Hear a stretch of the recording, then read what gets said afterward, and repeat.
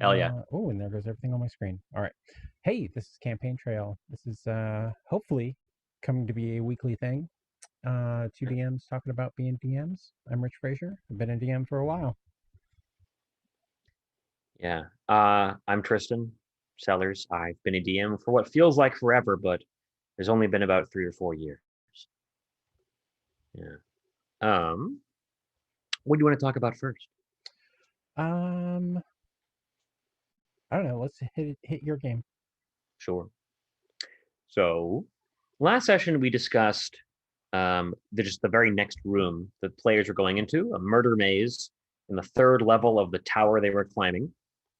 And I briefly discussed like the emotional toll, emotional impact of the seventh level that I've been planning far down the road, that same tower, where I would reveal my Winter Soldier moment, where one of the players' backstories would directly intersect with another player's backstory. The sorcerer has a classic Batman tale where his parents died or disappeared when he was very young, and the other has like a shady backstory where he stole something vital from player one's guild that enabled him to rise through the ranks.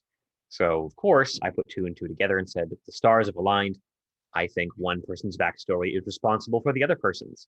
So I had my little moment where there was security footage that the bad guy got a hold of that showed that player two stole a vital component from player one's guild. So he's guilty of that, not only, but on top of that, it was revealed that stealing this component directly led to the accidental death / disappearance of player one's parents.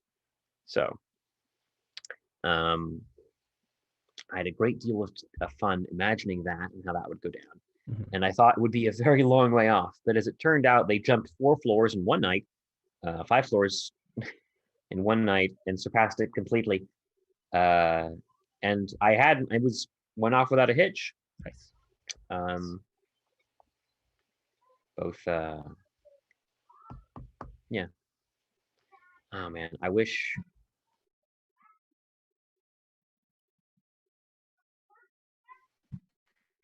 we can't like pipe that in. Can we like have a commentator's listening? Um, you I don't even just know where how I would totally do cut that. out, and you're frozen, and my internet connection is unstable. Oh What? balls.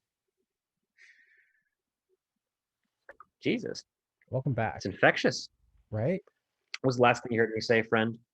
Um, I have no idea. I'm bad at this game. You froze right at the beginning of like whatever you were saying. Oh no. Go back 2 sentences. Um, go back 2 sentences. So I got my moment. I got my Winter Soldier moment. Nice. The backstories intersected. The villain revealed the evidence, which proved that player two was, had a somewhat villainous origin, was responsible for the death / disappearance of player one's parents as part of their backstory, which nicely dovetailed together.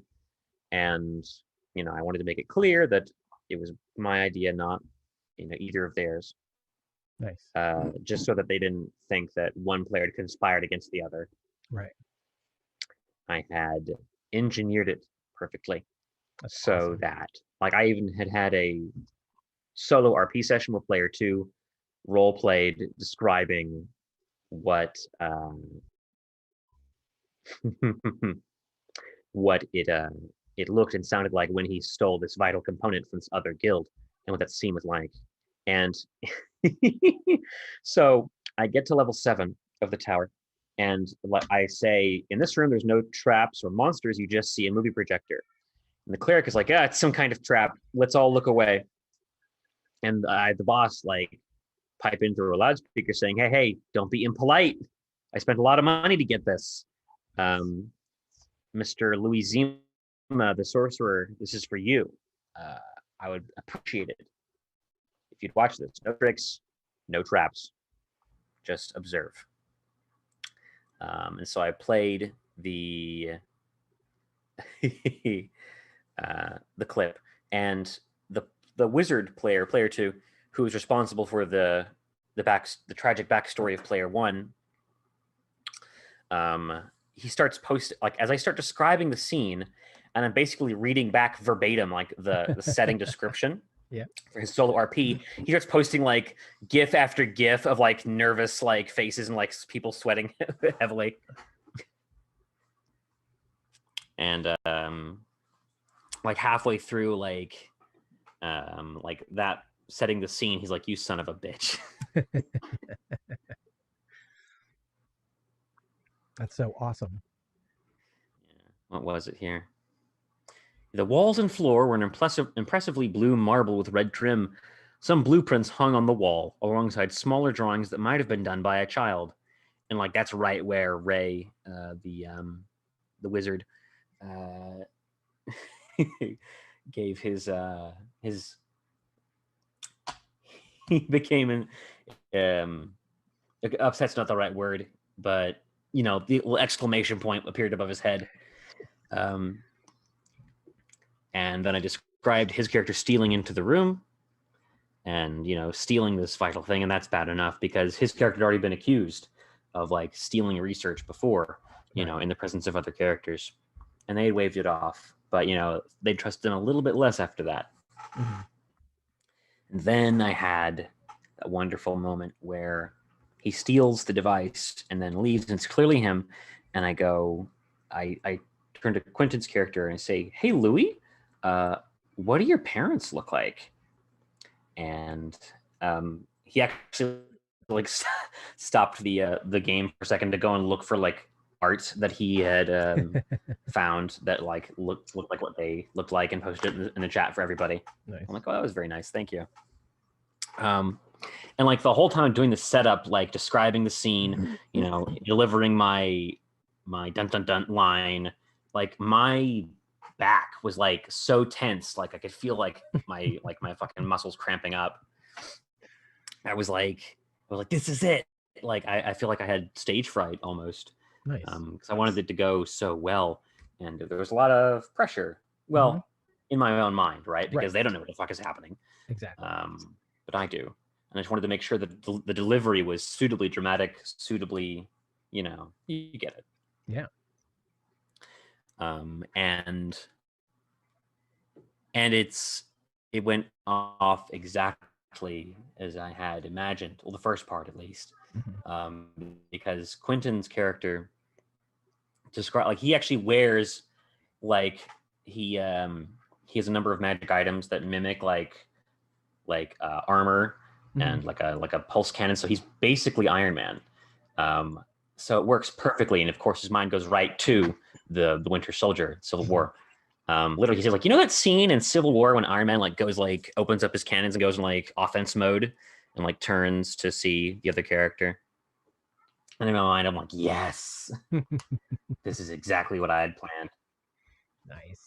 So, I did stop for a second, like you had suggested, and say, now that was a lot, players. So let's have just these two players discuss what they're going to do next. Right. And then the characters can hash it out, and then the party can hash it out if we need to. Because I wanted to make sure, because this moment belongs to both of them. And if there's going to be PvP, it's going to require consent. Well, there was no PvP. But there was some good role playing on Quentin's part. Ray, God bless him, was less like it wasn't like he wasn't into it. It was more like he like was he kind of like did it in second or third person. He's like, "Oh, my character says this," and he played along, of course. He didn't like playing break character. Yeah. I mean, just because there weren't like tears rolling down his face. Oh yeah. That's a very valid role play strategy, I think. That's fair.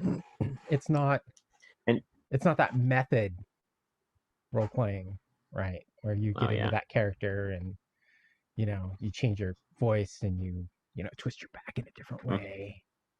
But I think it's more of a characterization, He's still getting into his character. He's still thinking, well, this is what my character would do. And so he's just vocalizing that exactly is what his character would do, I think. not in the bad way.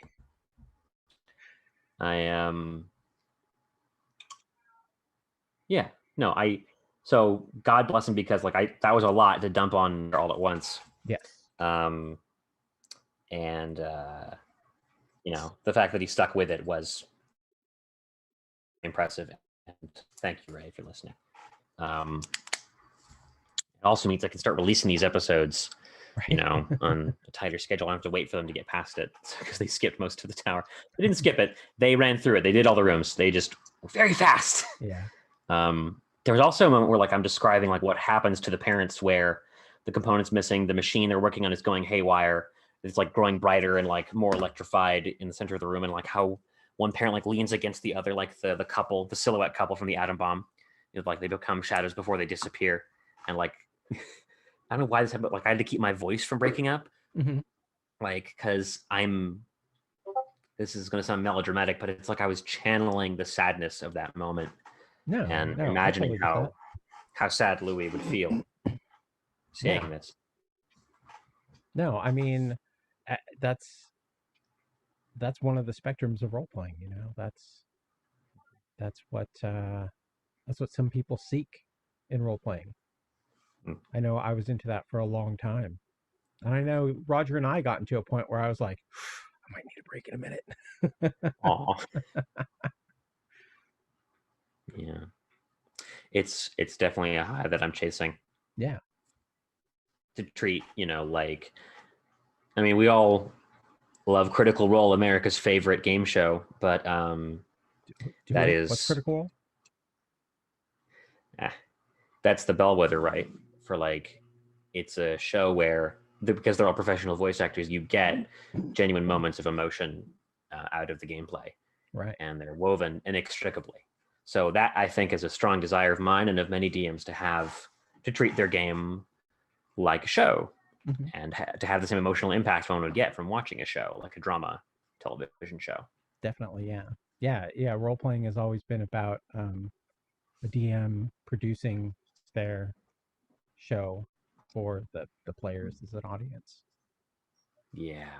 With them being interactive characters. Mm-hmm. So Louis, the sorcerer, like arms up his robot and approaches Jarek, the wizard. And Jarek, tries to explain himself, saying he didn't know who he was stealing from, and that he wasn't there to kill Louis' parents. He was just there to try and make something of himself by stealing, technology. And he begs for his life. And Louis, what did he say? He said, he's like, you can't see Louis' face through like the glass faceplate of the robot suit he's wearing, but his voice comes through deeper, and he says, when we're done dealing with the boss here, with this tower, I want your shit out of my lab. Like, I'm not going to kill you, but I want you gone.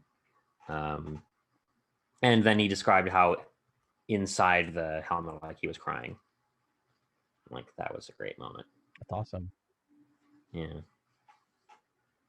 And then, because that's the kind of pattern you have with D&D, they went right back to making like boner jokes like a few minutes later. Of course. You need a breather. There needs to be like a spectrum of emotions when you go through something like that.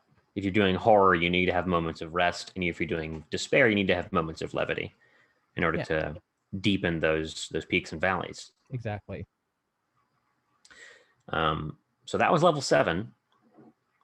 And then level 8 is I literally just wrote boss rush and had nothing else planned, because I thought all of the preceding levels would take a lot longer. Mm-hmm. You're like, I got time for this, no problem. God. But I have, I have a couple stat blocks laying around. I'm just going to throw a couple bosses at them that they fought before, because that's part of the theme of this dungeon. Is like everything old is new again.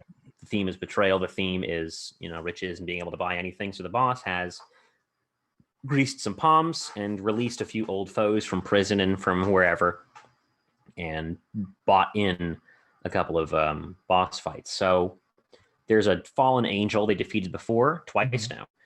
and he busted her out of prison. And then there's like a monster, a mutant Krasis, they defeated in the very first arc with a lot of help from different factions. So this one will be fighting it solo. So that's like an adjusted difficulty level.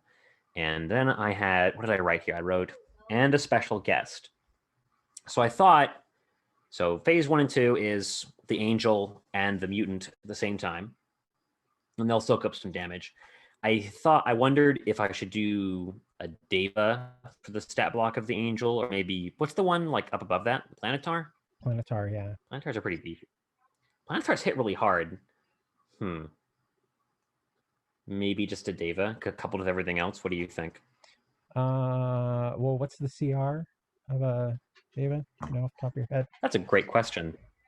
I have a browser right here. Let's see if I can't look it up without tanking our internet connection real quick. Right.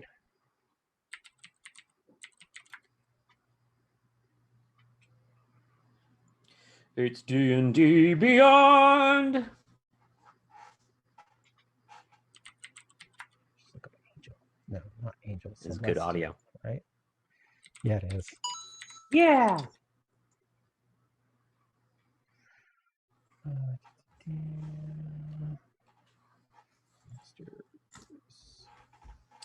I'll cut all this out. There we go.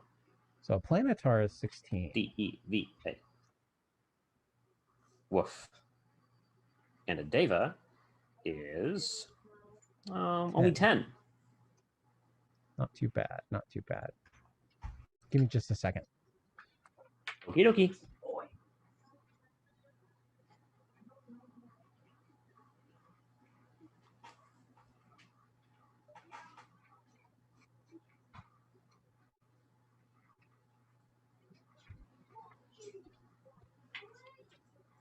All right, YouTube should distract him sufficiently.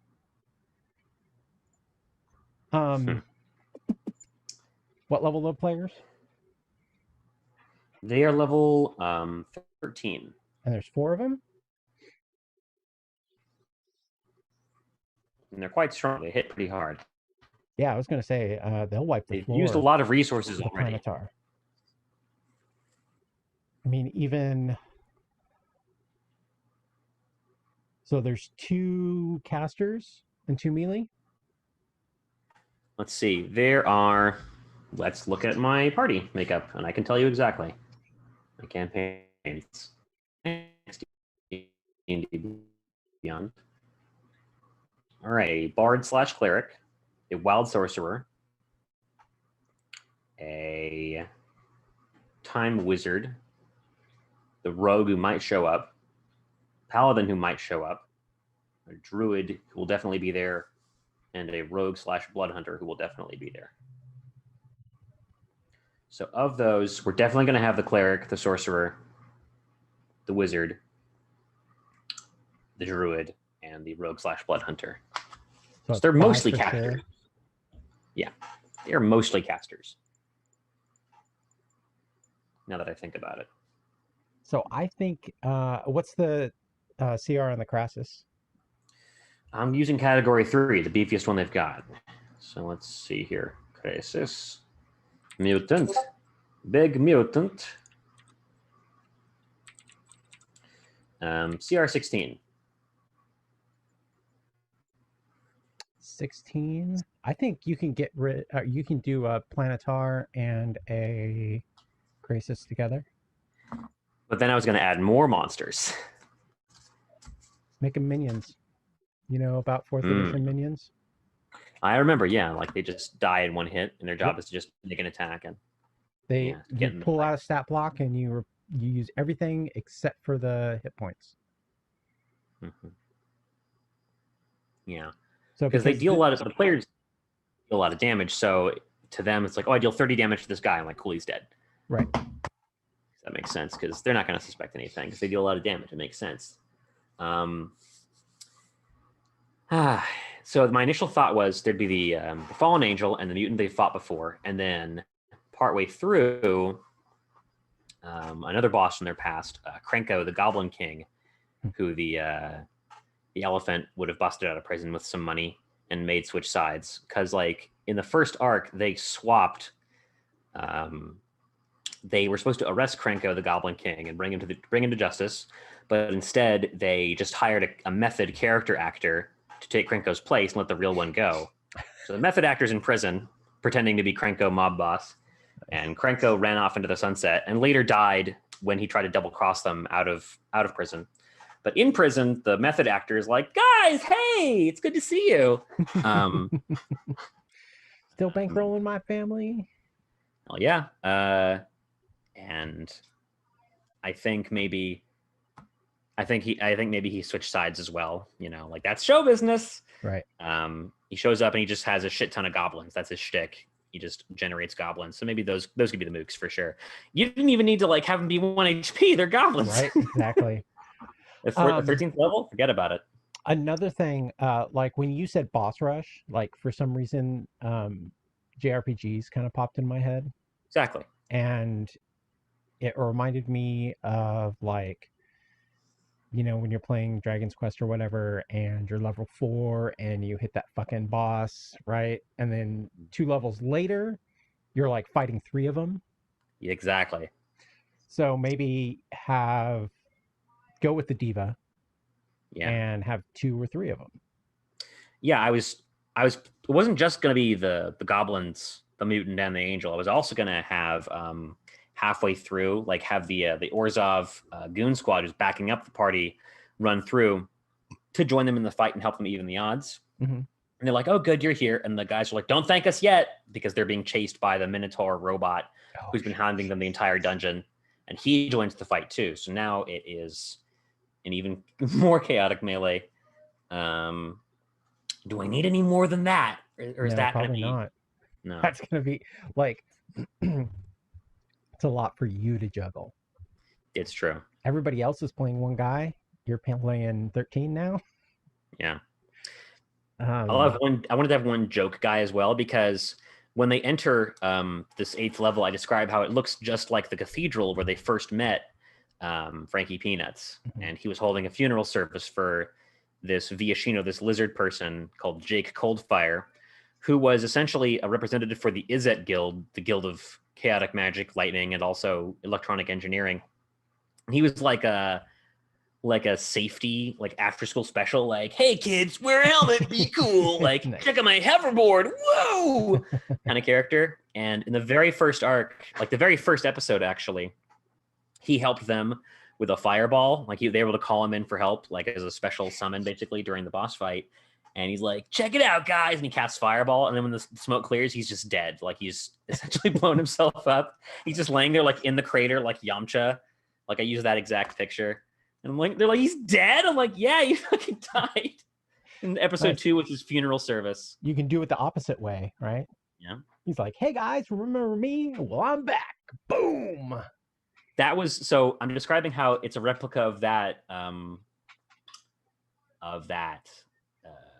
that funeral parlor where they first met Frankie, and how Frankie's reconstructed it. And inside the coffin, and like the coffin kicks open, like a Draugr lord just kicked it in from Skyrim. And they're like, "Oh no, he's resurrected Jake Coldfire." And Frankie's like, "Oh man, that would have been cool. No, I just have the mutant that he had to fight in episode 1. You didn't actually fight. You've been like, it was like, because you were like tier 1, fighting it would have been suicide. So you like circumvented it using puzzles, essentially. Now you're going to fight it. Puzzles and help." And I think halfway through this fight, he's like, "Man, that would have been a good idea." He's going to like call like some guy. He's like, "Hey, yo, give me this guy's dead body real quick."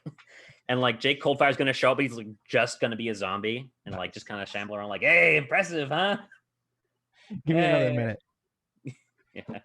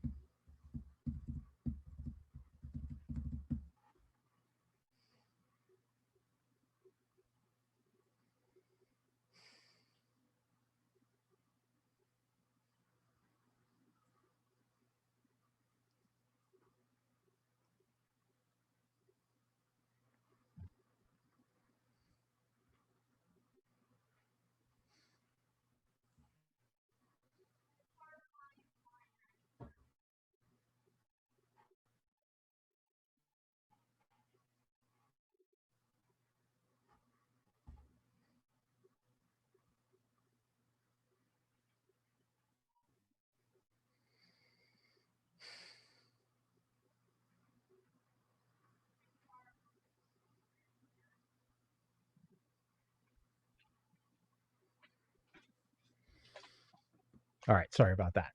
Yeah. So the lizard man zombie.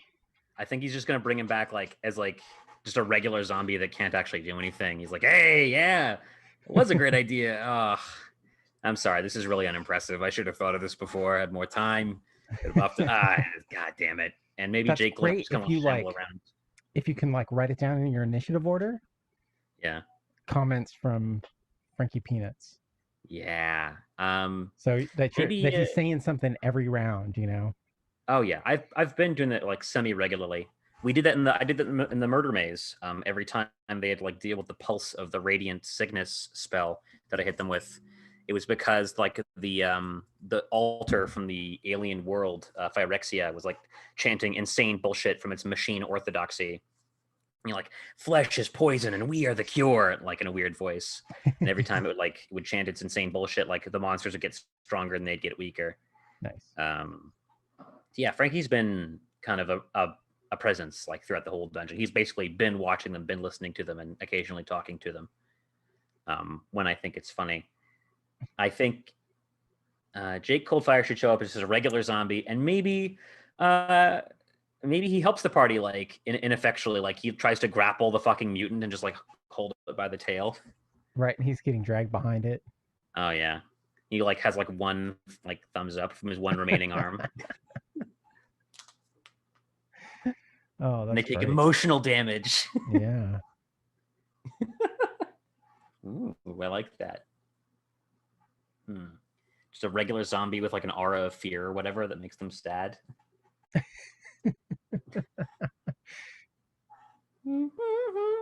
would that even work? I've just take a regular like a regular CR1 zombie and give it a dragon's aura of fear. That's it. But it makes you sad instead of scared. Right? Yeah. Aura of sad. Emotional Aura of hit make points. you feel bad. Take Aura of nostalgia. Dice. Yeah. God. Yeah, that'll be good. No, so it sounds like it went awesome. It's going faster than you thought, which is probably Way good. faster. 10 weeks of a dungeon is pretty Exhaustive. Yep. Yeah. Let's see here.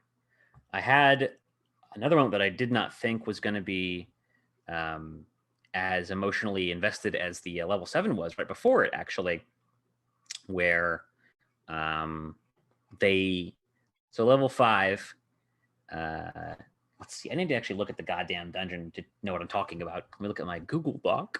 Jump in here. Floor 1, Flowering Squad, floor 2, Money from the Ceiling, floor 3, that's the murder maze. Floor 4 was like the puzzle with no solution, basically, where I just like have a bunch of obstacles and I'm like, they're level 13, they'll figure it out. And whatever they decide is right, I'll say is right, and just like assign like a couple of checks to it. It was Frankie had stolen one of those hedrons, those giant floating like metal diamonds from Zendikar, and installed it like as like an art installation with like some floating like Zen rock planetoids orbiting it in this empty space. Like there's no floor; it just drops 400 feet. So they fall, they probably die. And in addition to like supporting its own anti-gravity, the hedron is putting out this impenetrable fog and an anti-magic field. So they can't really see very well, and there's anti-magic. And so I'm like, okay, I figured they'll try and lasso it, like crawl across or something. And that's when I drop in like a bunch of like thralls, these like CR 1/4, like flying monkeys, basically, that the Orzhov have. They're like undead, but not really. They're made of corpse flesh, but they're like more like homunculi. Right. They'll like come in and like attack the rope and like try and drop them. Scary. So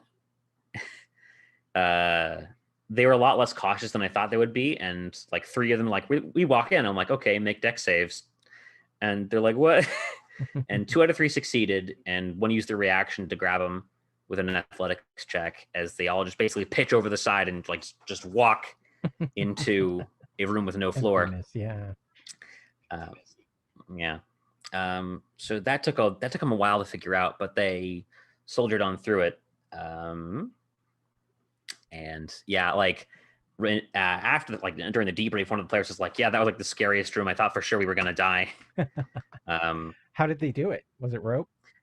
It was, yeah, they used a rope and then they fended off the thralls. Alpha the cleric used her Orzhov like history to try and intimidate them, like Mhm. and like guess correctly like the correct phrase to like command them, and so they were avoided like being knocked off. A couple of them fell, and they deactivated the Hedron so that the anti magic went away, and they all like had like a skydiving moment where they all chased after each other, falling down the elevator shaft, and they let the Hedron smash on the ground below, got the key out of it, and they flew back up. And that was floor 4. Floor 5 was Lingering Souls. Cages full of trapped spirits that beg for release. If freed, they attack the party. That's all I had written because I didn't think it would be that fast. So I'm like, okay, there's a bunch of spirits, and they're in cages. They can't get out. There's a big lever in the middle.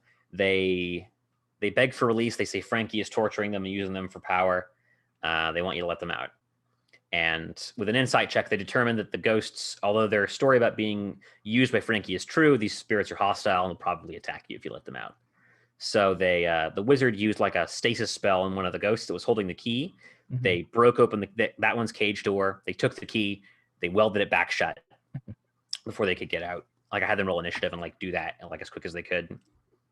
And the ghosts like go crazy and like try to curse them. And so they all cover their ears like Odysseus and just beat feet out of the room. And that was very fast. But that was like a funny room. They had a lot of jokes. So that was God.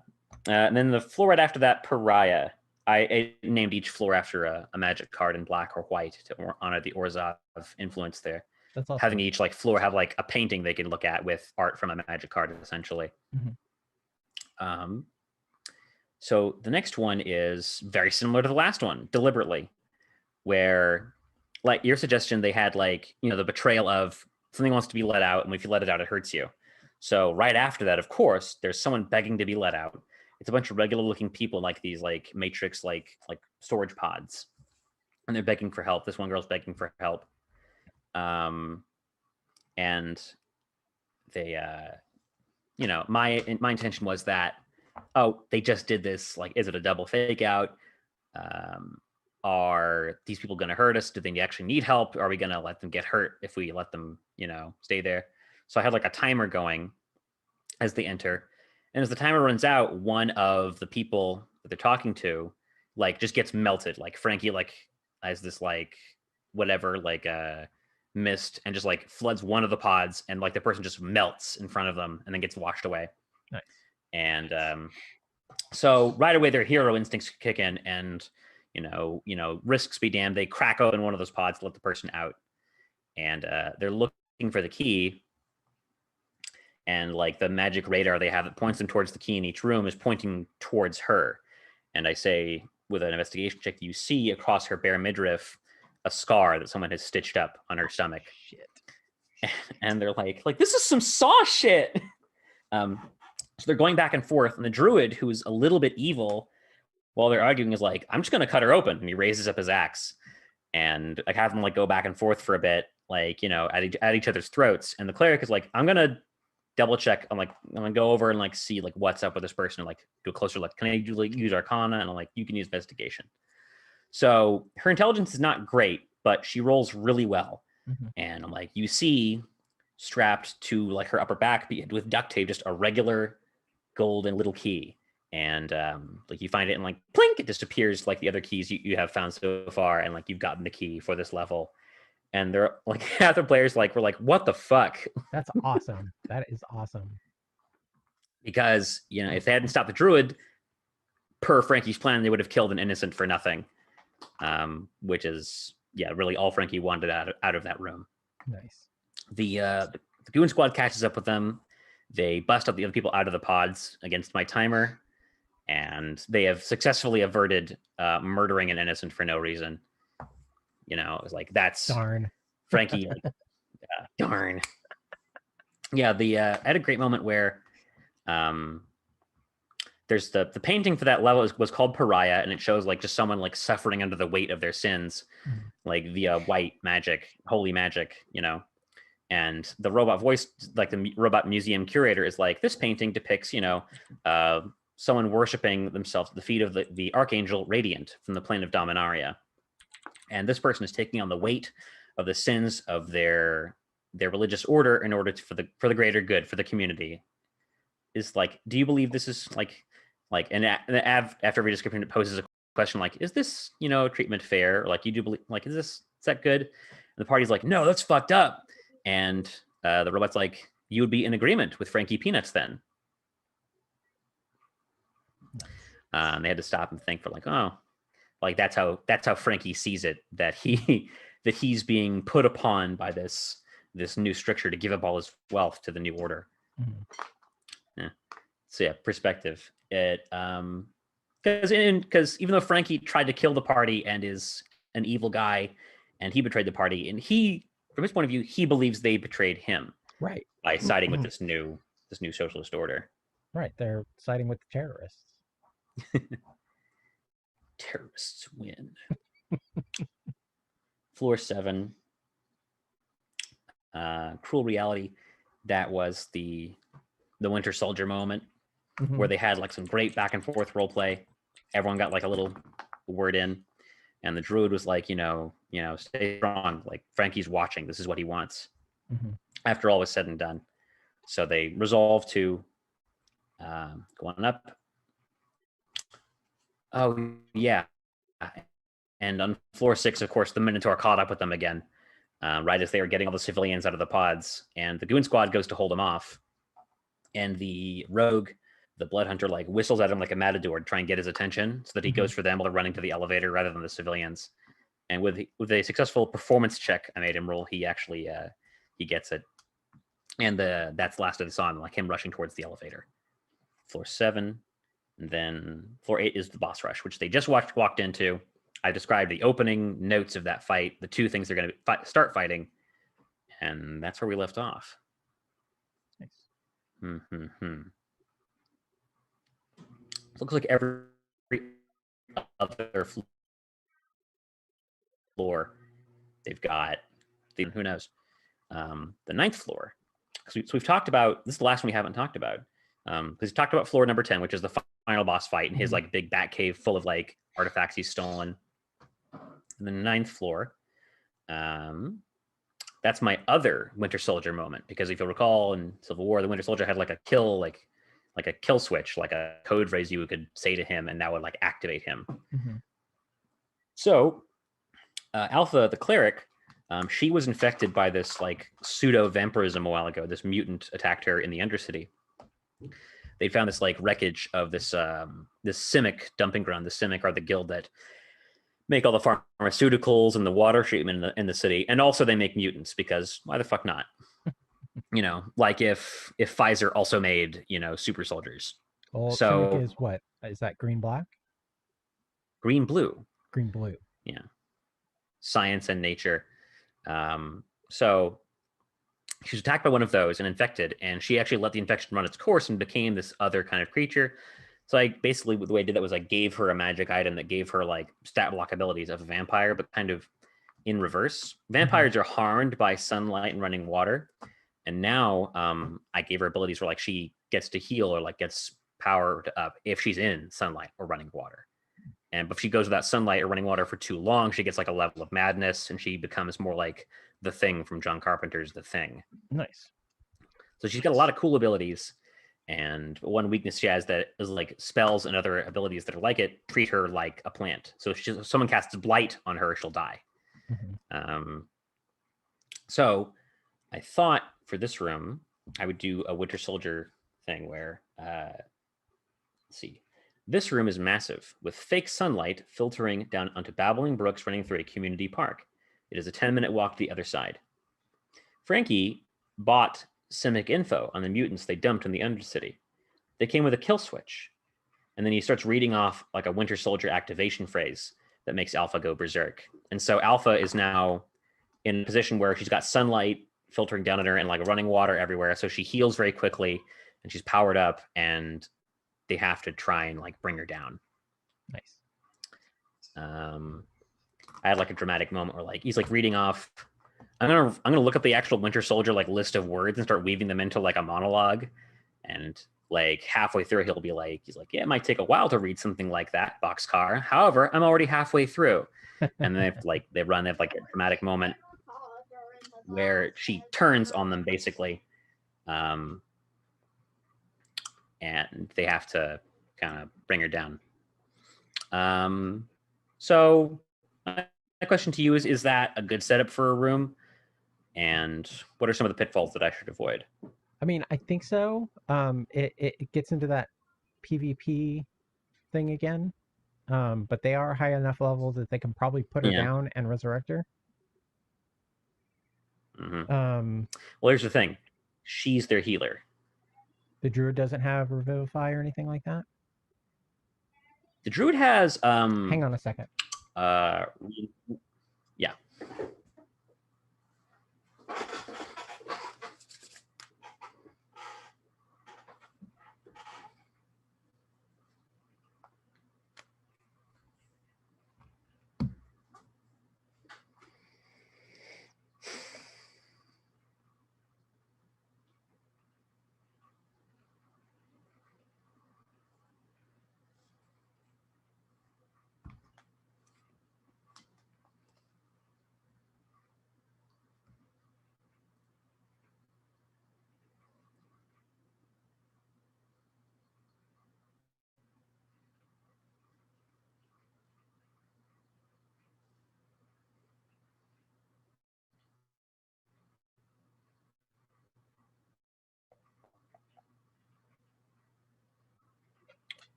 All right.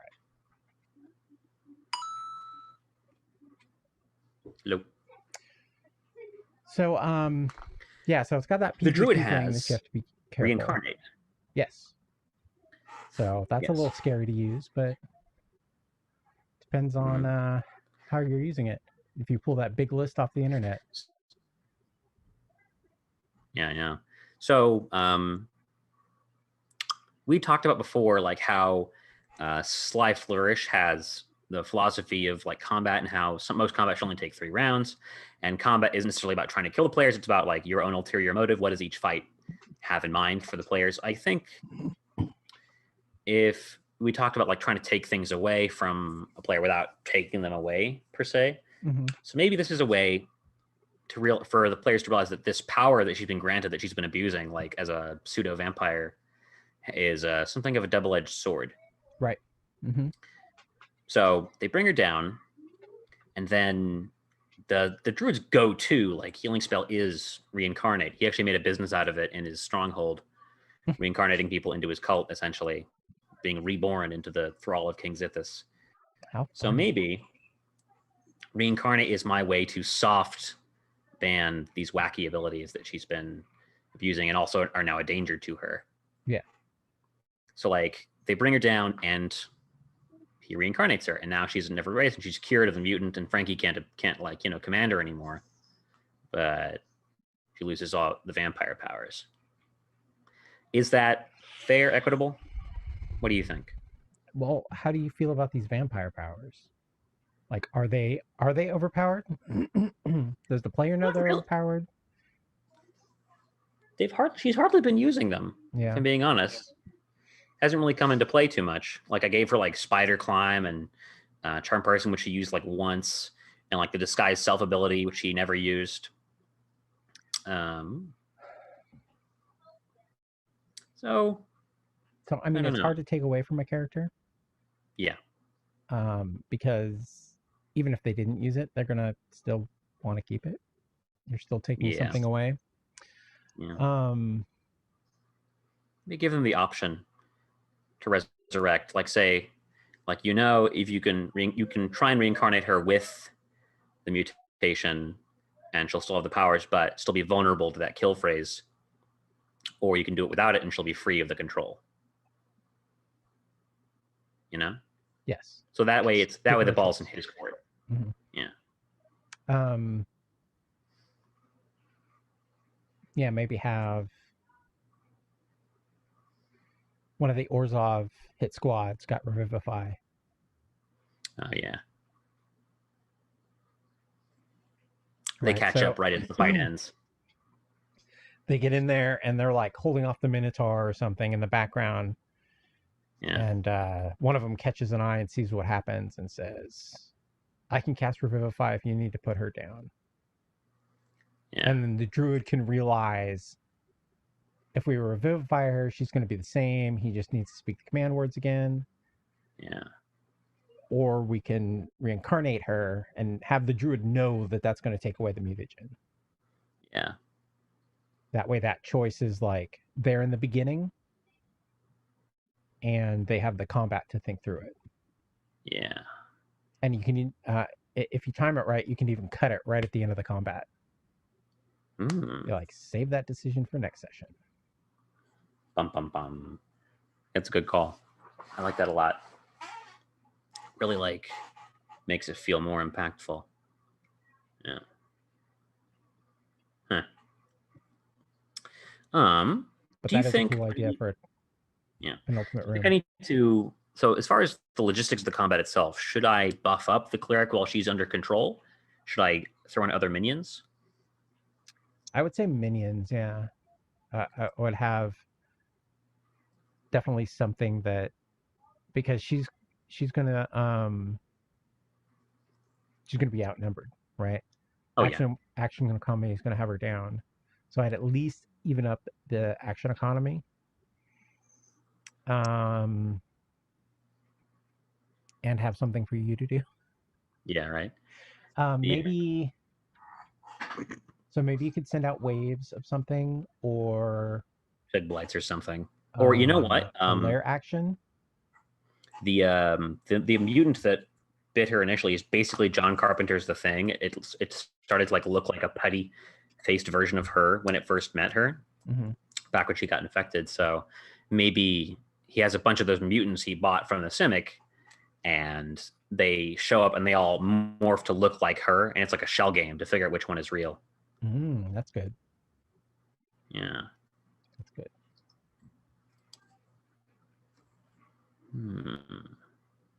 Yes. I like that.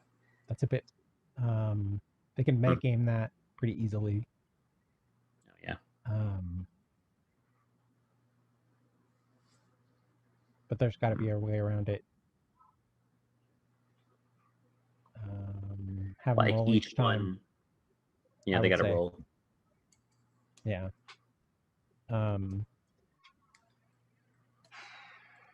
Or maybe have some sort of clue. They ask it a question, have to make a check, find out if it's the real one or fake one.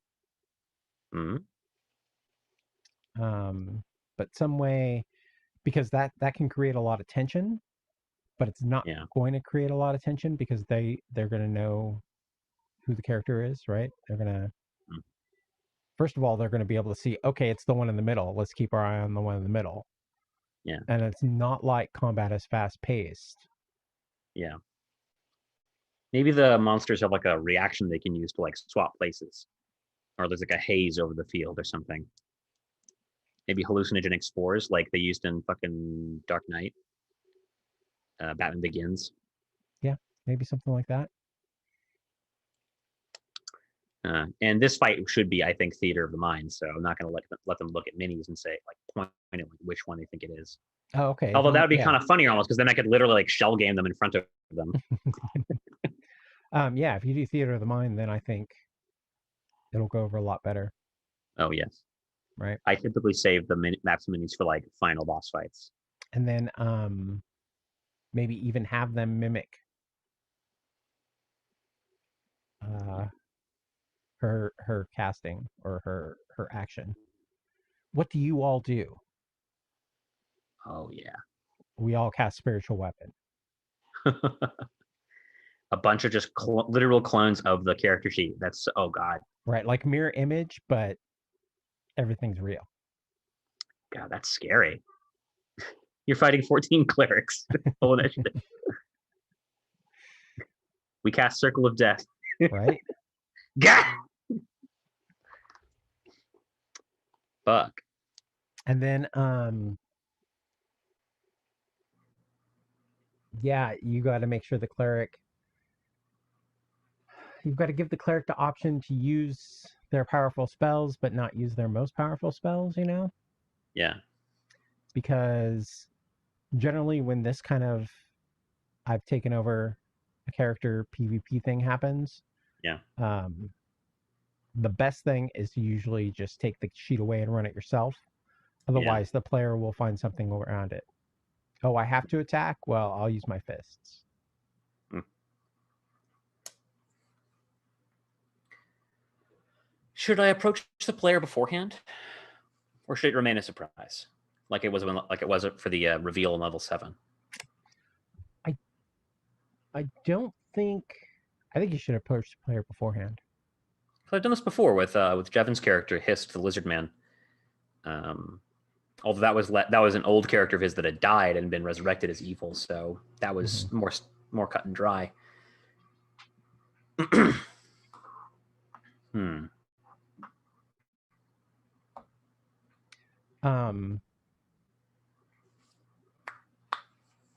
Or maybe you can have incentive. Yeah. For them to cast spells. You get I don't know what would be worth it, maybe half an inspiration per level of the spell cast. And you get to keep them all at the end of combat. God, stack Because inspiration. you're presuming that, like, the presumption of this fight is that she gets put down and then res back up immediately. Yeah. So you can kind of explain that and say the more spells you cast, the more inspiration you'll have at the end. Mm-hmm. And inspiration can be powerful, but I mean, depending on how high level, right? And you guys are pretty high level right now. It's a lot less meaningful. True. Depending if you're using straight inspiration or not. I think it goes without saying that I think the kill phrase should be devoid of a saving throw, like it's intrinsic to her being. Should she save every round to maybe confusion? What do you think?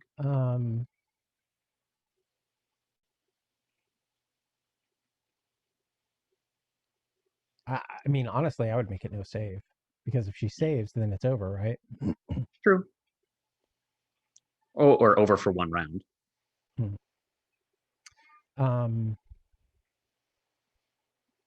That might be a good way to do it too.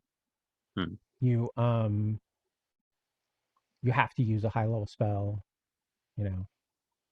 6, 7, 8, or whatever. I don't know what's she's 8th level, so she's probably only got, or 13th level, so she's got what, 6 level spells? 7? I believe so, yeah. So maybe 4, 5, 6, or 3, 4, 5. And then if she saves, she can use any level spell. Got it.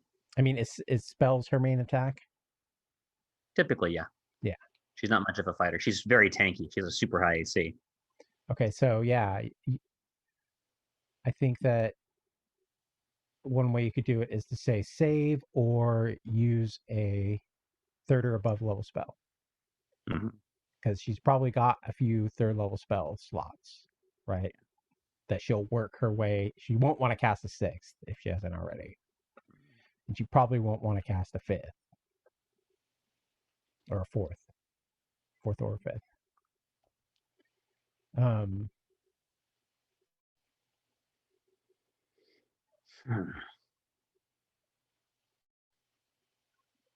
Yeah, it's just trying to, like, the player might just be all in and be like, all right, I'm fucking killing you guys, But that's usually not the case, especially when this is like the battle before the boss battle. Right. So if you could have some sort of mechanic that convinces them or forces them with an option to out, like the saving throw, to use something more impactful. Yes. And I mean, even then, a cantrip's pretty impactful, right? 13th level. Can be. And they can, I don't think they're not going to be able to rest, But the Goon Squad, the level or so before, did give them a couple short rest potions and one long rest potion. So it's not like they'll be totally spent before the boss fight. Assuming they don't use those right away. Okay. Yeah, this is shaping up. This is shaping up pretty good. All right. And I don't know. I'm not sure if I should go to the player beforehand. I mean, it depends on how you're going to do it. You know, if you want to, but as long as you have incentive for the player to attack the party, I don't think you need to. Yeah. And just be really upfront that, you know, this is, you know, you're going to get rezzed at the end of it, most likely, right? Unless someone decides to be a dick. Right. So, like, I mean, from the way it seems, though, your players will be into it. You have a good group.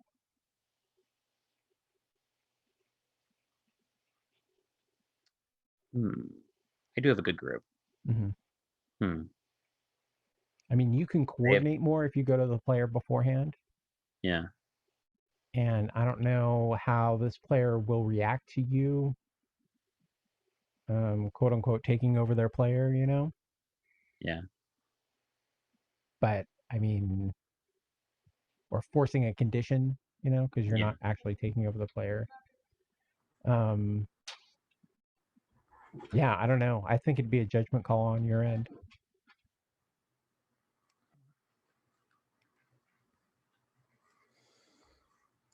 Yeah. Maybe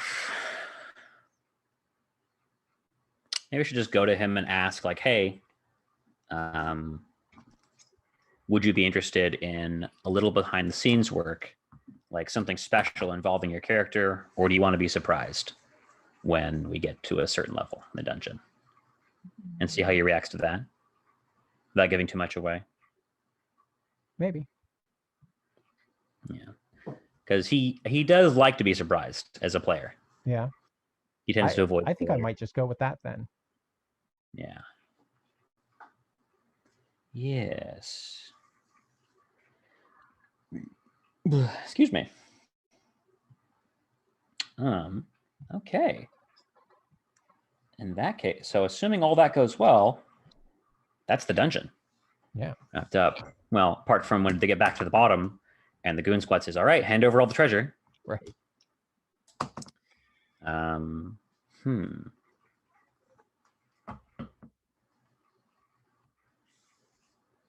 Yeah. Gosh. And then after that is the next arc. They're going into another world where I had hinted that I tested the water a few arcs ago and asked, like, how would you like to do a survival arc where you lose everything and have to get it all back? And nice. they seemed positive towards it. So that's what that's going to be. Nice. Plus a lot more. I've got, oh boy. So many things, huh? I had a lot planned. For one thing, it's an islands arc. The world is called Ixalan, and it's like Age of Expansion era world, basically, where like vampire conquistadors are facing off against like Empire of the Sun, like level 3, like Sid Meier's Civilization Aztecs that ride dinosaurs, and there's like a tribe of merfolk that have like, you know, magic water powers that control the ocean. Nice. And they're all trying to get to the lost city. They're all trying to get to the lost city of El Dorado, basically. There's like pirates in there too. So naturally, my plan was to exclusively use SpongeBob music for the entirety of that arc. That's awesome. And I'm not sure how much I should spoil in the podcast. Yeah, I had like a specific scene in mind that I just thought would be really funny, based on another character from Magic history that I really don't like and would love to see as a villain that they would have a lot of fun pummeling. Nice.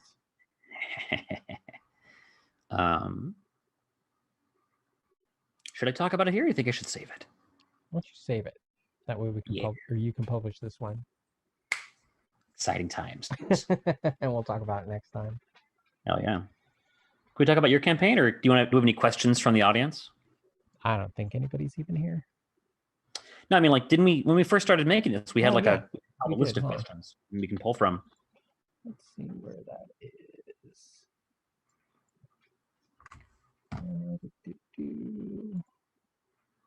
Oh, Discord is annoying today.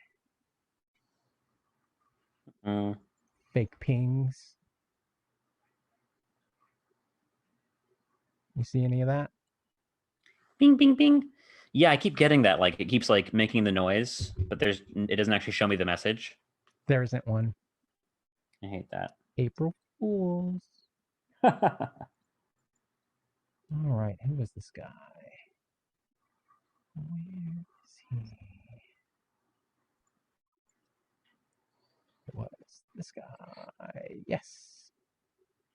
Oh, and I DM'd him to you, huh? That's right. I should have them too then. All right, so let's see. These are more from Renee. This is Dragon Rock RPG design. He has a Facebook, Twitter, and Instagram here. You can put that straight in the show notes. Nice. Which I will remember to send you this time first.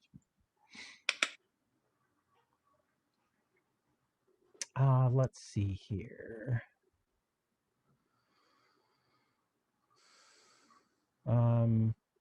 Where do you personally find your inspiration for homebrew sessions? You want to take this one first, or should I? I've been talking a lot. I think that most of mine come from, I don't know, whatever I'm into or been into, you know? It's not as much now. So now the only thing I really consume is RPG stuff right now. Yeah. So a lot of it just comes from that RPG stuff.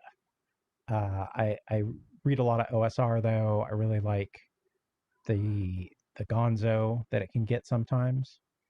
Yeah. So I get a lot of ideas and mechanics from there and adapt them into a 5e game. I do get inspiration from some of the 5e stuff. There will definitely be, you know, because 5e likes to spread mechanics around and change them from time to time.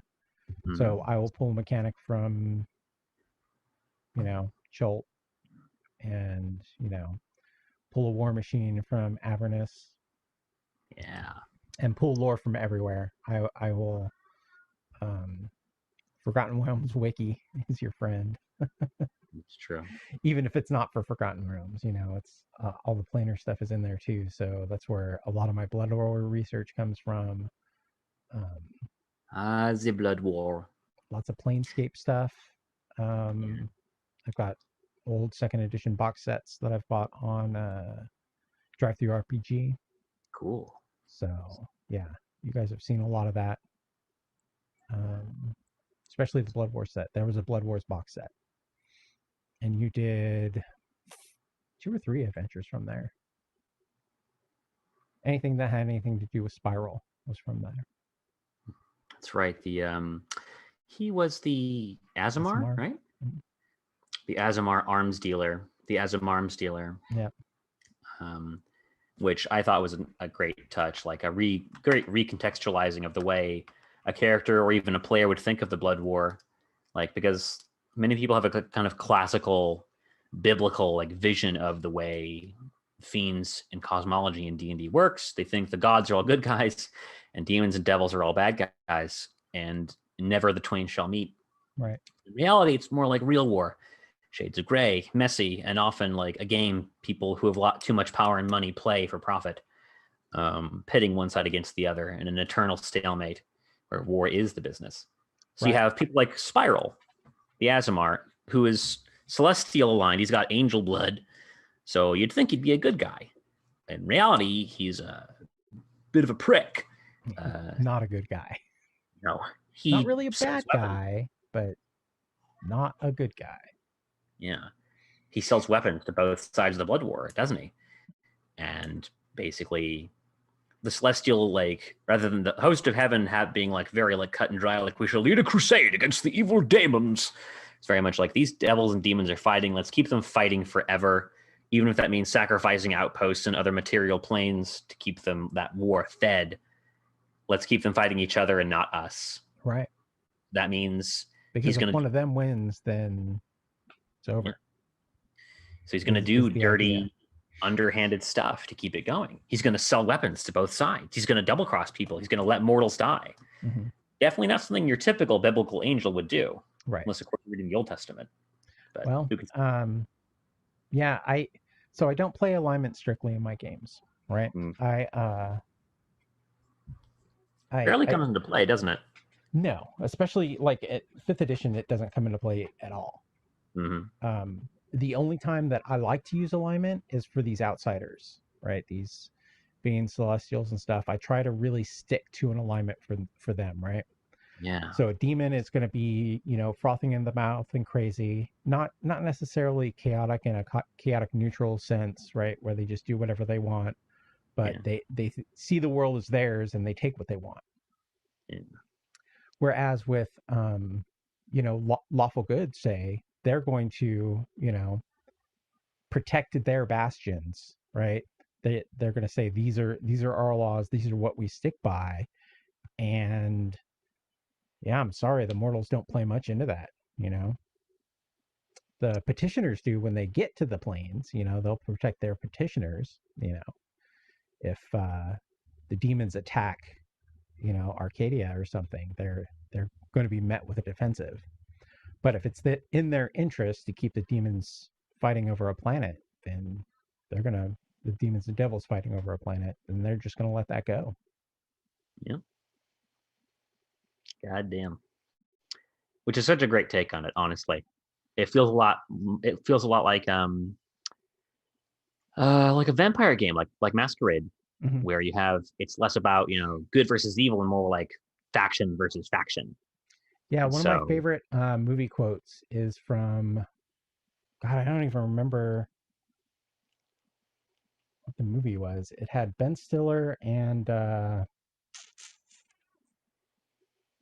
who's the guy from Dumb and Dumber? Jim Carrey? No, not Jim Carrey. The other one. Blonde guy. I forgot his name too. But I know you're talking about. And Night at the Museum? Zero Effect. So it's about Daryl Zero, the blonde guy, is a detective, and he is a meth fiend detective. Oh god! So it's not like he's like fucking snorting lines and smoking meth on screen. He just like,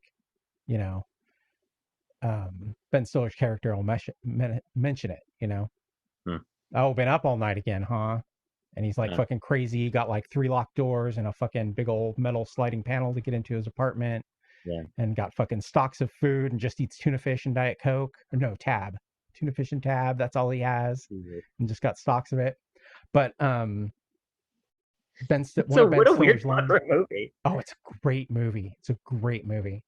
One of Ben Stiller's lines in the movie is he's yelling at him and he's like, there's no good guys and bad guys.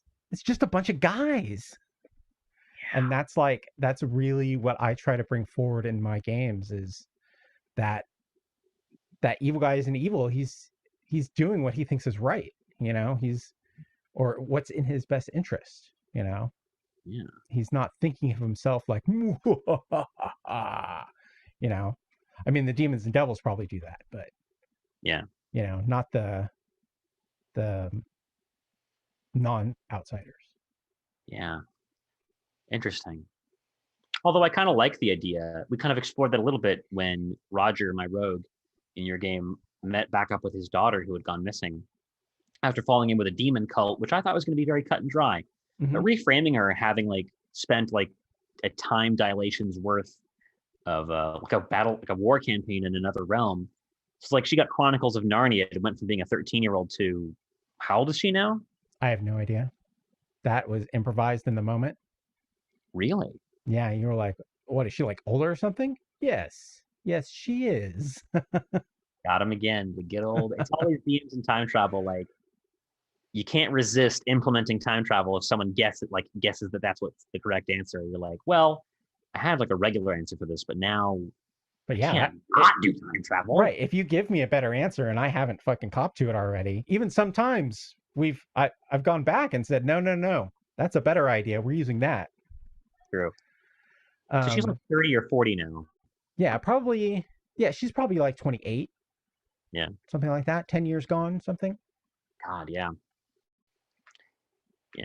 But have 15. made her into a hardened leader. And so there was the scene where she gets pulled out of the abyss with the cleric using the gate spell to summon her back. So Roger's looking for her. And we see like she's commanding a legion of demons. And she's like, those are my men. I can't leave my men behind. Yep. And it was weird to recontextualize it like that because demons are just sort of only ever considered in RPGs, at least, as well. Let's leave Christianity out of the equation. Are only ever considered as enemies, aren't they? Yeah. Yeah. Because all they are in terms of RPG mechanics, they're just an enemy. They show up and you're just like, oh no, they're here to kill and wreak havoc because that's all they do. Right. Chaotic evil. Contextualizing them as like the guys from Platoon is, I think, a wonderful, beautiful visual. Like Right. you're a demon, and sure, you live in the waste pits of Acheron, and like you feast on whatever falls into the corpse pit from the great gate above. But like, you know, you got student loans and shit too. And just like Student loans. you just, you know, and you're just like, and you just like, it's like you've been drafted into like, you know, a boat going in the middle of Nam or something. And that to me is way more compelling than just an enemy with horns on it. Like, I love that idea that you could have a demon who is a demon, sure, and their goal is to subjugate worlds because that's the war they've been drafted into. But like, they could be a good guy. You could have a good guy demon who's just in a bad situation. You could have like a devil who is literally just like their place in the universe is to subjugate humanity, but like that's just their day job. Or you know, like there's so many levels of complexity you can now delve into when you stop considering like these classic set pieces of D&D as immovable pillars on which the game rests. When in reality, they're more like chess pieces you can move around and recontextualize the environment. So good guy demons you can now feel sympathy for is an incredible story device. Like hats off. And you can still be chaotic evil and, you know, produce sympathy, right? Yeah. I'm just the low guy on the totem pole. All I'm trying to do is survive and climb the ranks, you know. And once they climb the ranks, then they're going to be, you know, less compelling of an ally. But you might have those ties back to them. Yeah. Devils especially, that lawful part is really good to play on, right? We're just trying to organize shit here. You know, organize shit and make the best life for us. That's all we're doing. Mm-hmm. Yeah, it does suck that we're sticking fucking forks in those guys' asses, but what are you gonna do? Gotta get them like moving. It's like that one. I don't know if you ever watched The Good Place, where they're like in the afterlife, they're talking to a demon. He's like, I tell you, man, couple thousand years ago, you get drafted in, you corkscrew your first eyeball, and you're like, I can't believe they're paying me to do this. And then you corkscrew your 507th eyeball, and you're like, I should have been a teacher. The Good Place is great. Yeah. Did you finish it? I don't know. I don't think so. I think I don't think I hit the last season. You owe it to yourself. It's a fantastic work of art. Yeah. All right, give me a second.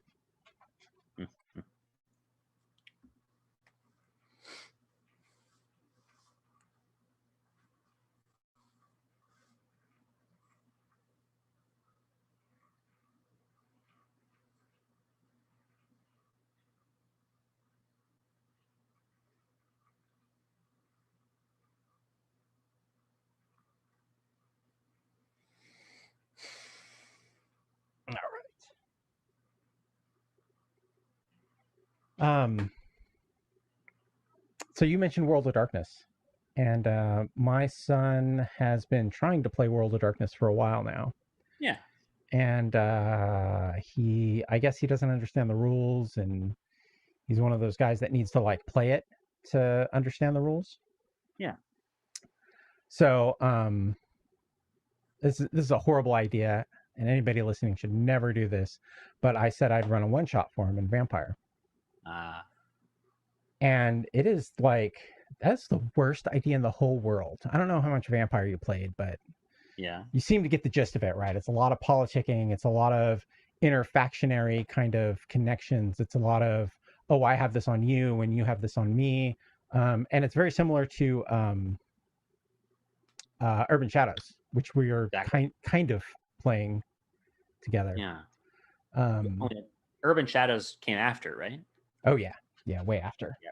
The Vampire's a very old game, so Urban Shadows, I think, like boils it down a little finer, a little grainier, and like kind of makes the politics into like a concrete, you can hold it in your hand game mechanic, where a debt is like a pip on your character sheet, and you mark it off when you use it in game. Yeah. And like you have this on me, and I have this on you, so that's one pip here and one pip here. I'm going to spend this pip to up this or lower that. Yeah, and actually, I've been reading a little bit about it, and those are meant for players to use it on each other. Yeah, I caught a little bit of that when I listened to a podcast that used it, a hack of Urban Shadows for like a Wild West style game. Pretty cool. Yeah, because someone was talking about how when they played Urban Shadows, everybody just fucking scattered and did their own thing. But someone else came in and said, "Yeah, well, that's what the debts are for. You know, you cash them in on other players, and you suck them into your thing, and they get debts on you, you get debts on them, and you keep the group together that way."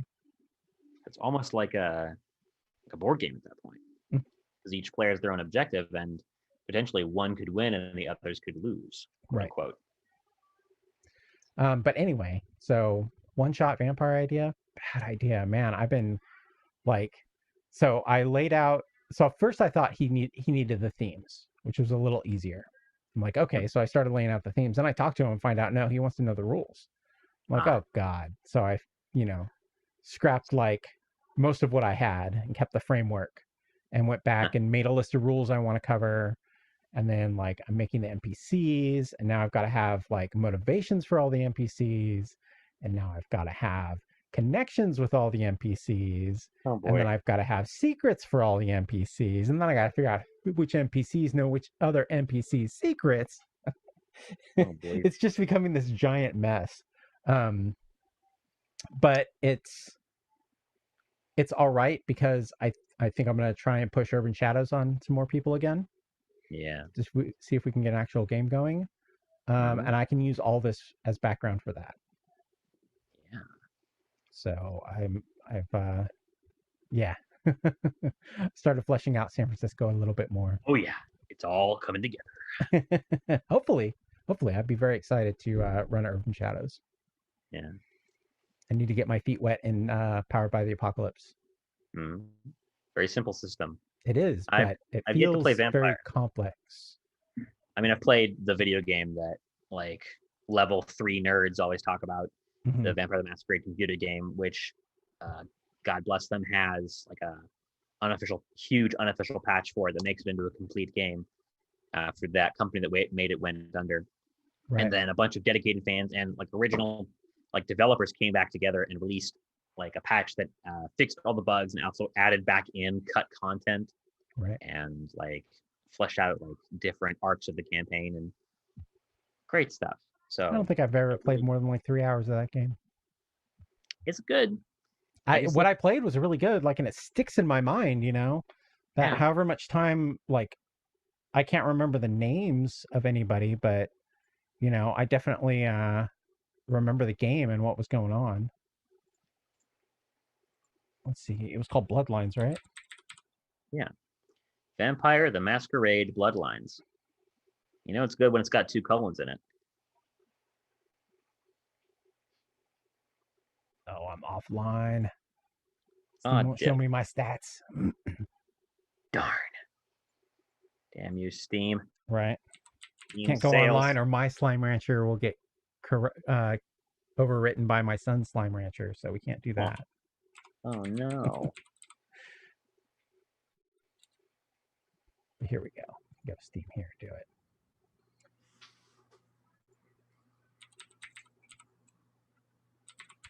Yeah, they're making a Bloodlines 2. That's right. Well, it's back in development hell. Right, because something happened to the original developers and Literally. they all got canned or something. God knows. What could it have been? I don't remember. I literally just listened to a podcast on this. Huh. God. Oh, this is too difficult. Now it's asking me for fucking Steam mobile authentication. Fuck Come that. on. Man, I want to play some fucking vampire. I have an Urban Shadows character and a vampire character that I mocked up. I might even still have her sheet somewhere. Oh, it's only 1.3 hours. But hey, Barely past the tutorial. the intro to the game is quite memorable. It is, yeah. Many things about it are quite memorable. Apart from like when you get to like late game, people are like, I don't remember this. Well, I think it can diverge, right? It's one of those not one ending games. That's right. Yeah, you have a couple where it can diverge in like different paths you can follow. All right, I need another bathroom break. You got anything else to say, or you want to call it here? I'll answer the question that right. we just were talking about, the influences. I'll be right back. How did they phrase it again? Well, I want to hear your answer, so let's Got see. Where do you personally find your inspiration for homebrew sessions? Go ahead and answer it, because I'll listen to it later. All right.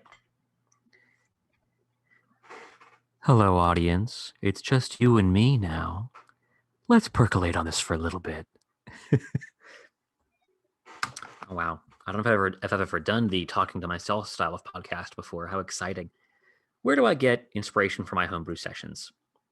Like Rich, it's going to be things that I have read or played or seen before. And having an existing framework to draw off of is quite useful. I cut my teeth DMing Adventurers League modules pretty much exclusively because I was a fucking crack fiend for those level up points and a persistent character that you could take with you to different tables and show off. I'm like, look, I got this thing. And like, it's real. I really got it. And you all have to acknowledge that. How exciting. Like the same kind of hit that I would get off of playing World of Warcraft before I was able to kick that habit. So my first homebrew campaign I did was based off of the events of a bunch of AL modules that I had strung together. And without meaning to, I had created an ongoing antagonist between each module, the goddess of darkness and dreams and forgotten places, Shar. So I would take a module and I'd keep the same basic structure intact. You can't really change too much about a module apart from the monsters. So when you're running a module in Adventurers League, you can't change too much apart from, like the flavor, the fluff. So quite without meaning to, I had an ongoing antagonist, Shar, in between each module. My first real homebrew campaign was a direct jumping off point from those modules in Adventures League into a homebrew campaign fighting against that goddess in like a multi-stage, like across the map, almost like strategy game where she's trying to take territories through with her cult and you are fighting against that and trying to stop her rituals. And I had ordered a big fucking map of Faerun and I got a big old yardstick to measure like the miles between settlements and to see how long it would take them in each day to get where they're going and travel across the world, because each day lost is a day the cult gains. And the cult had like a timeline, like a little agenda planner for like all the rituals they were going to do. And then that campaign fell apart, as campaigns are wont to do when friend groups implode. The other one of the campaign I did before the main one I've been doing for the longest was a campaign set essentially in a carbon copy of Failbetter Games' Sunless Sea world, or Fallen London. They have a browser game. It's free.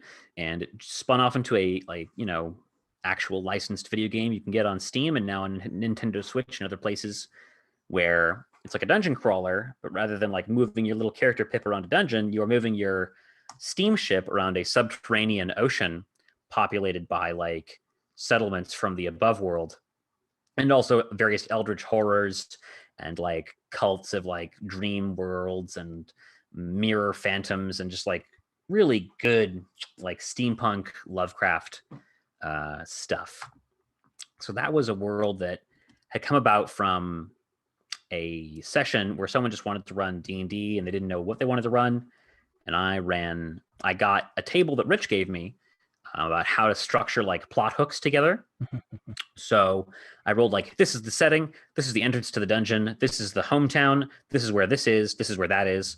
And it strung together. And like I had like, the dungeon is a bunch of cave tunnels underwater. The city is a lighthouse on an island. And I'm like, what kind of world is that? So I took a bunch of plot hooks and set pieces that didn't really make sense together and made them make sense. What I ended up with was basically a love letter to my favorite game, Sunless Sea, which continued for a number of sessions for several different groups, never quite finished.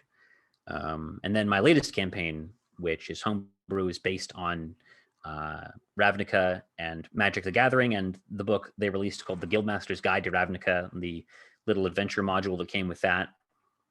And that evolved into the ongoing campaign that I've been talking about so much for these sessions. So, like Richard, is what I see, what I hear, what I read, and favorite things that I want to incorporate.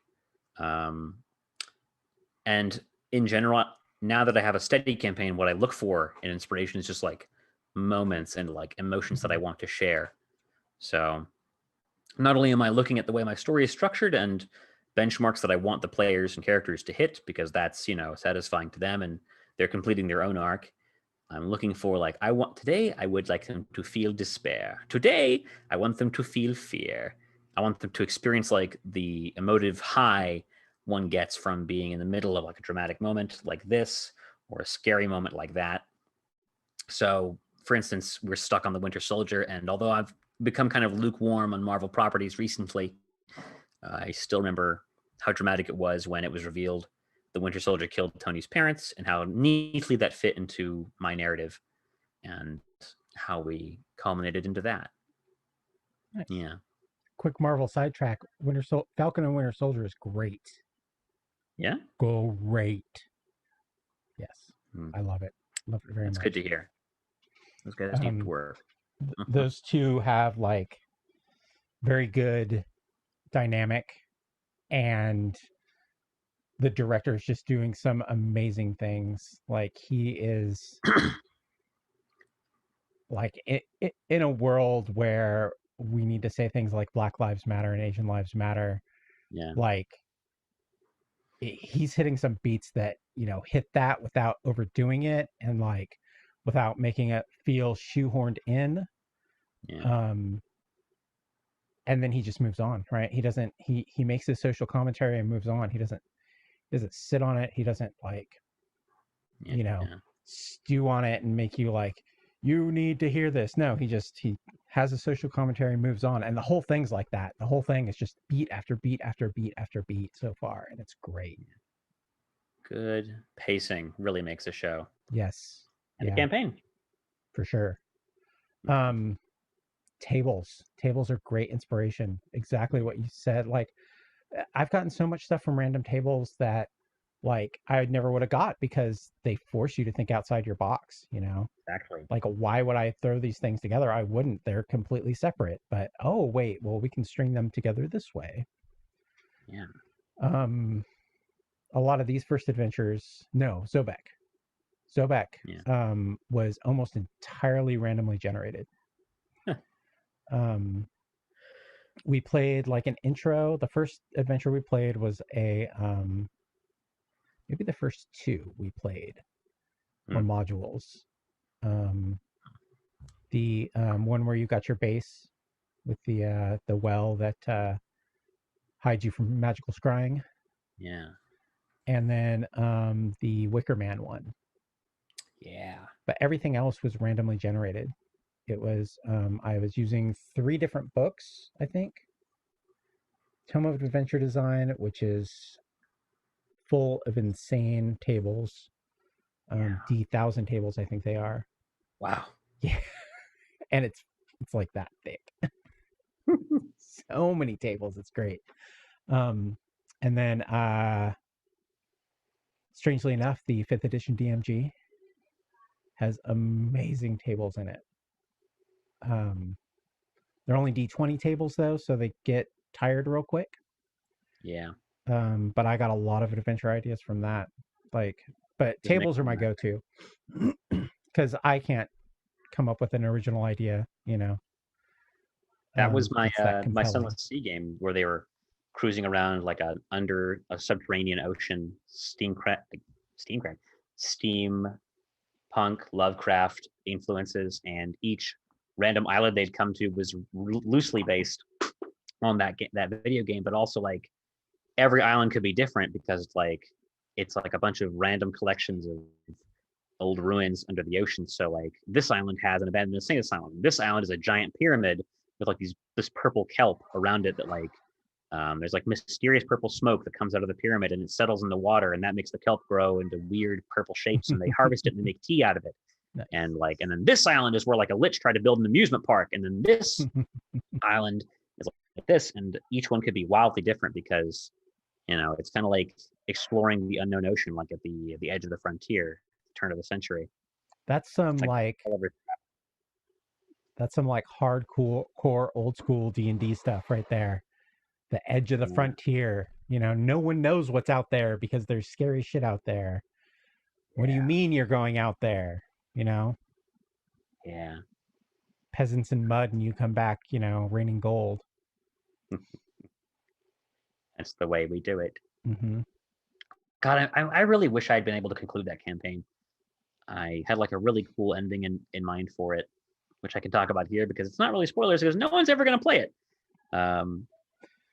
They release a lich who is used to be the court wizard for the Tyrant King, who has come back and seems to have lived a very long time, longer than any king should have lived. And it turns out that the campaign was called Dungeon World, by the way, which I didn't know that Dungeon World is already an established campaign system before I made it. So, trademark. And they released this lich from bondage, like trapped by his own gelatinous sentient, like he made a gelatinous cube that could shapeshift like a mimic, mm-hmm. and it could like take the form of anything. So he built an entire dungeon out of it, a mimic dungeon. Nice. Like the walls are mimics, the floors are mimics, and at his will, he well before the mimic colony. Yeah, it was like a mimic coral reef essentially. So they free him from his creation. It had absorbed his phylactery, and like he kept trying to reform, but he was always trapped in the acidic slime or whatever. So they kill like the mimic's brain and they make it dormant again, the heart of the dungeon. And he resurrects himself, and he becomes like their traveling companion and gives them some more quests. And come to find out that he was like responsible for like these wacky experiments, like at the Insane Asylum island they visited that was full of ghosts. So basically, he's responsible for pretty much all of the evils of the world, but in ancient times. And come to find out that the reason for that is that the world they're living in is kind of fake almost. It's like a closed system. Like millennia ago, he entered a giant cave in the Underdark and closed it off and tried to make like a material demiplane, like where souls couldn't escape, kind of like Ravenloft. Mm-hmm. He's trying to see if he can create gods by getting enough people to believe in random shit. So at the end of the campaign, they find out that their quest giver is the big bad. After defeating the big bad he's created for them, like it's like the secret final boss where like you may have faced paltry gods, but now you face Obelix, king of stories. And like the reason he's like connected to them is like that he has killed and resurrected them like umpty times, and like he knows them personally because it's the same souls of the heroes who went with him for this experiment millennia ago. Oh, that's so good.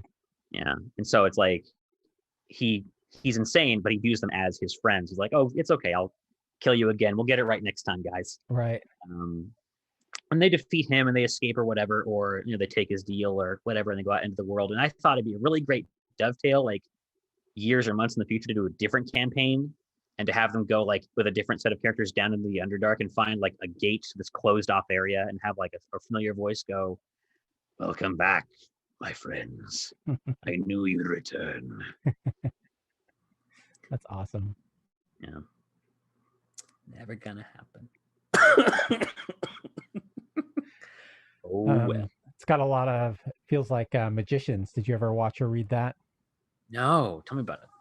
So it's like Harry Potter with drugs and sex. All right. It's a great Nice. book. Like if you Less read, transphobic, I hope. yes, very much. Hell yeah. Um, the books are great. The television show on Sci-Fi was great. But basically, it's like this Lion, Witch, and the Wardrobe, right? Narnia. So there's Narnia is real, and it's not Narnia; it's something else. Yeah. But the parallels are very close without all the Christianity. So they're like fighting the beast, right? The ultimate bad guy, and Yeah. they come to find out in like book 3, I think, season 3 in the show, that they've just been doing this over and over and over again, right? And one of the outside characters, the tertiary characters, has been just like resetting time for them, and they've just been living in this time loop, trying different ways to kill the beast, and over and over and over and over and over again. And then she's just like, I'm tired of it, you know. This is the only way we're gonna win, and it's gonna cost, you know, everybody's life. Fuck. Yeah, it's great. It's amazing. It's Lord. it's hardcore. There's some crazy shit in there, and it's really good. But the first book is That's amazing. awesome. I think the show did it better though, because they wove the characters in better. Like the first book, the second book has flashbacks from one character, what was happening to her while the first books were happening. So, but the television show just wove it So all you can weave together. in the narrative of the first one without missing a beat. Say that again. Yeah. Sometimes you get lucky when you get adaptations. You get more eyes on it, and they can step back and go, well, it works better on the screen if you do this. Yeah. And like if there's no like executive meddling that like kills so many good shows, then you get like a fresh take on, like Netflix did a series of unfortunate events, which is a great adaptation, and they've woven like a new secondary into it that I won't spoil, but it is amazing and fair that makes it so enjoyable. Way better than the fucking Nickelodeon movie, I'll tell you that much. For one thing, you have the author directly involved. Right. That's so important, I think. Damn internet. I mean, I don't know. It depends on the director, though. Right. We have The Shining to be the opposite example. Oof. Oofa doofa. Have you seen the fucking documentary? Dr. Sleep, right? What was that? Documentary of For The Shining? Documentary of Dr. Sleep, the sequel. No, The Shining. Room 239, I think it's called. It's great. It just talks about how much Arthur C. Clarke he just like shat all over Stephen King. He was just like, "Look, man, this is my movie. I don't care that you wrote the book. This is my movie. Get the fuck out." And there was this whole thing like that Kubrick filmed these shots where people were like holding packages at their pelvis, and like he filmed all these big dick shots for Stephen King to go, "Look, this is me fucking up your story." It's it's fucking great. It's the documentary is amazing. The movie is like one of my favorite movies. But yeah, I like Kubrick a lot. He's done some Shining, like the original one. Yeah. Yeah, and Kubrick definitely has a talent as a director and videographer. I gotta say, like, oh god, videography. When you hear about like what yeah, beautiful film. Kubrick, not a nice guy, kind of a bastard. I'm being honest. Yeah. You hear about like the way he treated Shelley Duvall, and like he's like, we traumatized Shelley Duvall on set and like hounded her constantly. Me and Jack Nicholson did so that the fear on her face looked real for the Right. cameras. I'm like, that was unnecessary and a crime. Mhm. Like, that's just typical white man bastard shit. Like, just people getting away with stuff because they know they can. It would have Right. still been a beautiful movie if they had not terrorized Shelley Duvall. And also, like, let me just dunk on Kubrick for a second here. The entire last third of the movie, where Jack goes crazy. Spoilers for The Shining, but Jack goes crazy and tries to kill his son. And then Shelley Duvall is running from room to room, encountering the ghosts, which are now coming alive. That was some fucking haunted mansion shit where she walks into a room and there's a guy with like makeup on his face to look like he's been like injured by an axe. He's like enjoying the party, like ooh, and there's like fucking cobwebs on skeletons. That's some hackneyed shit, Kubrick. You may as well let a guy walk up and go, "I'm David Pumpkins." Like, fuck off, dude. You took all this beautiful like psychotic tension you built throughout the whole movie and threw it out the fucking window for a couple of what you thought were scary jump scares for the 80s. Like, I'm sorry, dude. It wasn't worth it. You're a 70s. bastard. 70s. 70s. Even better. It wasn't worth it, and you're a bastard. Your shots are very pretty. Be nice to Shelley Duvall or I'll piss on your grave. Yeah. Shining, 2/3 of a great movie. You heard it here first, folks. Goddamn. One of my favorite USA, shots. I think, did a Hmm. really good like authentic version of it. They did a miniseries, like a 4-hour miniseries, I think it was 4 or 6. And it was the guy from Wings. I don't know. I know that's dating me right there. The USA show Wings. But it was awesome because he's walking around with a mallet and stuff, and Yeah. it's very cool. Yeah. There's like a great photo where someone for an art installation in like the museum somewhere did like a 1/6 recreation of the rooms of the Overlook Hotel. Hmm. like dollhouse, like perfect detail of the Nice. Overlook. And there's this great shot of like the infamous bathroom where like the fucked up like melting ghost appeared, where you see like the green tile and the bathtub and the shower curtain where there's like a big human hand like the size of a person from behind the shower curtain drawing it closed. So it's like it's just a shot of a hand in a dollhouse, but like it really like it makes you blink because it looks Right. like a human-sized room with a giant-sized hand, which could have been a shot from The Shining, if I'm being honest. Like that's the Right. kind of tension it builds. Yeah. Great photo. I saw it like yesterday. What a weird coincidence. Visually stunning. Yes. Yes. Yeah. Huh. Do you have anything else you'd like to add? I don't think so.